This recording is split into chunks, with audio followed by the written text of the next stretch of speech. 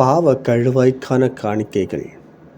ஒருவர் ஒரு காரியத்தை கண்டோ கேட்டோ அதற்கு சாட்சியாளராயிருந்தும் அது பற்றி சான்று கூற பணிக்கும் பொது கட்டளையை கேட்டும் அதை அறிவிக்காமல் இருந்து பாவத்திற்கு உட்பட்டால் அவரே இத்தீச்செயலுக்கு பொறுப்பாவார்.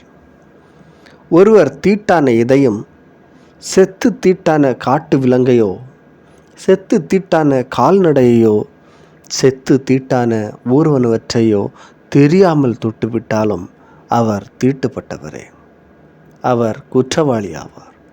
மேலும் எத்தகைய தூய்மை கேட்டினாலும் தீட்டுப்பட்ட ஒரு மனிதரை ஒருவர் அறியாமலே தொட்டு பின்பு அதை அறிந்து கொண்டாலும் அவரும் குற்றவாளியே.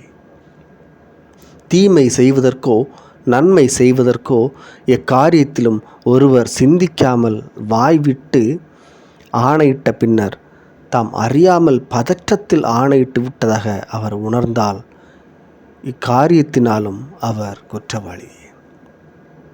மேற்குறிப்பிட்டவைகளில் அவர் தவறு இழைத்தவராக காணப்படும்போது தாம் இழைத்த குற்றத்தை அறிக்கையிட்டு பாவம் போக்கும் பலிப்பொருளை ஆண்டவருக்கு கொண்டு வர வேண்டும். ஆட்டு மந்தையில் இருந்து பிடித்த ஒரு பெண் ஆட்டையோ செம்மறியாட்டு குட்டியையோ வெள்ளாட்டு குட்டியையோ பாவம் போக்கும் பலியாக கொண்டு வர வேண்டும். அவருக்காக குரு அவரது பாவம் நீங்குவதற்கு பாவ கழுவாய் நிறைவேற்றுவார். அவர் தம் குற்றப்பழியை அகற்ற ஆட்டுக்குட்டி கொண்டு வர இயலாதிருந்தால் 2 காட்டுப்புறாக்களையோ 2 புறா குஞ்சுகளையோ கொண்டு வந்து ஒன்றை பாவம் போக்கும் பலியாகவும் மற்றொன்றை எரிபலியாகவும் ஆண்டவருக்கு செலுத்த அவற்றை குருவிடம் கொண்டு வர வேண்டும். குரு முதலில் பாவம் போக்கும் பலிக்கு உரியதை எடுத்து அதன் கழுத்தை திருகி தலையை துண்டிக்காமல் வைக்க வேண்டும்.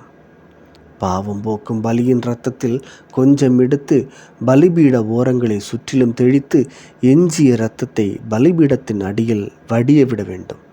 இது பாவம் போக்கும் பலி.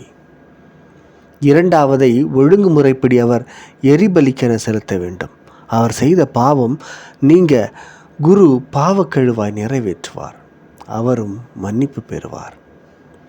2 காட்டுப்புறாக்களையாவது புறா குஞ்சுகளையாவது கொண்டு வர இயலாதிருந்தால் குற்றவாளி தாம் செய்த குற்றத்தின் நிமித்தம் தாம் படைக்கும் காணிக்கைக்கென 20 அடி அளவு மிருதுவான மாவில் 10ல் 1 பங்கை கொண்டு வருவாராக.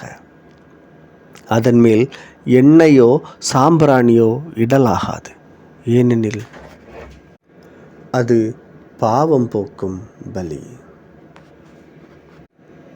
அது குருவிடம் கொண்டு வரப்பட வேண்டும். குரு நினைவு பங்காக ஒரு கைப்பிடி நிறைய எடுத்து ஆண்டவரின் நெருப்பு பலிகளோடு பலிபீடத்தின் மேல் எரிக்க வேண்டும். இது பாவம் போக்கும் பலி.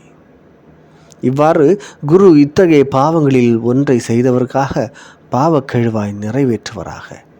அப்போது அவர் மன்னிப்பு பெறுவார்.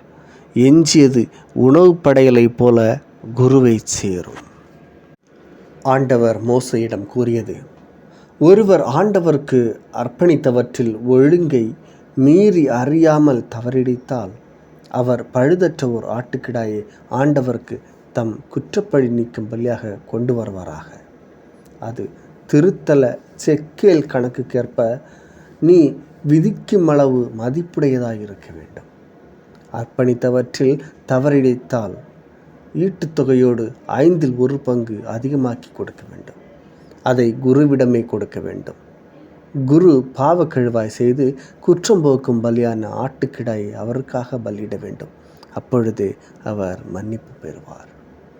ஆண்டவரின் கட்டளைப்படி செய்யக்கூடாதென்று விலக்கப்பட்ட ஒன்றை ஒருவர் செய்து பாவத்திற்கு உள்ளானால் அவர் அறியாமல் செய்தாலும் கூட அவர் குற்றவாளியே. அத்தீச்செயலுக்கு அவரே பொறுப்பாவார்.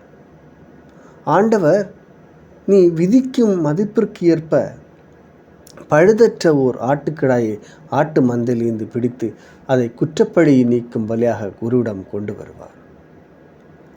அவர் அறியாமல் செய்த பிழைக்காக குரு அவருக்கென கரை நீக்கம் செய்வார். அது அவருக்கு மன்னிக்கப்படும். அது குற்றப்பழி நீங்கும் பலி. அவர் ஆண்டவருக்கு எதிராகவே குற்றம் செய்துள்ளார்.